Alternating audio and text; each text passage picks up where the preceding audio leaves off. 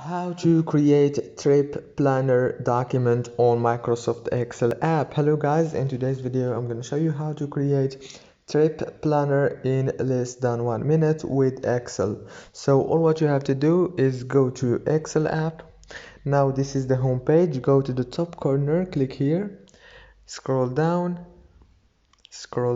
until you find trip planner option, and here is it right here. Now click on it.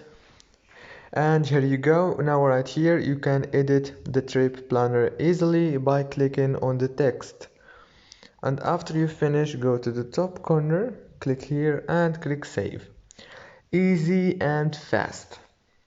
If this video was helpful for you, please don't forget to like and subscribe, and thank you so much for watching this video until the end. See you later.